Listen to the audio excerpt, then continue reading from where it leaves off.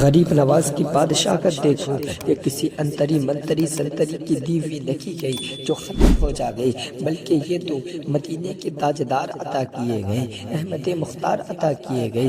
کل بھی غریب نواز ہندوستان کا بادشاہ تھا اور آج بھی گئی اور صبح قیامت تک رہے گا۔ نہیں دیکھا گئے تو دیکھ لیجیے، آج بھی غریب نواز اپنے چاہنے والوں کے دلوں میں اپنی محبت کا سکہ جمائے بیٹھے گئے۔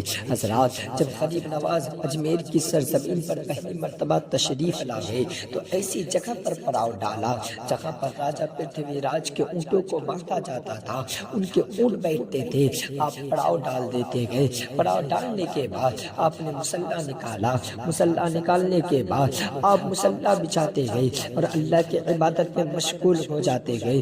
پھر کچھ دیر کے بعد جیسے کہ راجہ پرتھوی راج کے نوکر و چاکر وہاں پہنچتا گئے، پہنچنے کے بعد کہتا گئے، اے فقیر تم تو مسلمان لگتے ہو۔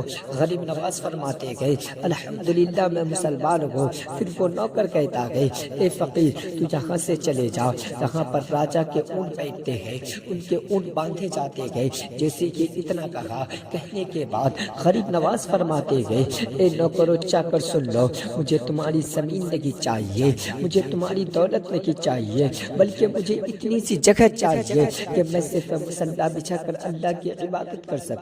جیسے کہ اتنا کہا، کہنے کے بعد اب وہ نوکر غریب نواز کو بھگا دیتے گئے۔ بھگانے کے بعد غریب نواز فرماتے گئے، اچھا یہاں پر راجہ کے اونٹ بیٹھتے گئے تو سن لو اونٹ ہی بیٹھیں گے۔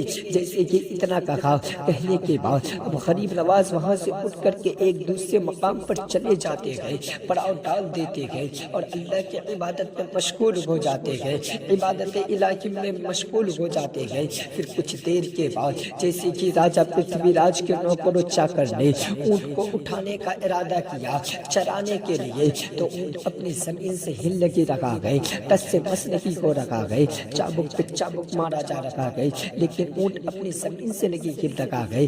آخر معاملہ کیا ہے؟ اب وہ نوکر و چاکر بڑا کی پریشان ہو جاتا ہے، پریشانی کے عالم میں وہ راجہ کے دربار میں حاضر ہوتا ہے اور سارا واقعات کو پیش کرتا ہے، راجہ کے سامنے رکھتا ہے۔ تو وہ راجہ کہتا ہے، چلے جاؤ اس اللہ والے کے بارگاہ میں چلے جاؤ اور جا کر کے اس سے معافی طلب کر، جب تک کہ وہ معاف نہ کرے گا اونٹ اپنی زمین سے اٹھ نہیں سکتی۔ جیسے کہ اتنا سنا، سننے کے بعد اب وہ نوکر و چاکر غریب نواز کو ڈھونڈنے لگتے گئے، بے قرار ہو جاتے گئے، کھوجنے لگتے گئے۔ غریب نواز کو ایک جگہ دیکھتے گئے، وہ عبادت میں مشغول گئے۔ اب وہ نوکر و چاکر وہاں پہنچتے گئے، پہنچنے کے بعد کہتے گئے، حضور والا مجھ سے غلطی ہو گئی، مجھ سے غلطی ہو گئی، مجھے معاف کر دیجئے، اب آئندہ ایسی غلطی نہیں ہوگی۔ ایسے کہ اتنا کہا، کہنے کے بعد غریب نواز فرماتے گئے، اچھا ٹھیک ہے جا، میں نے تجھے معاف کیا، لیکن آئندہ ایسی غلطی مت کرنا۔ اب وہ نوکر آتے گئے، آنے کے بعد غریب نواز فرماتے کہ جا، میں نے تجھے معاف کیا، تیرا اونٹ اٹھ جائے گا۔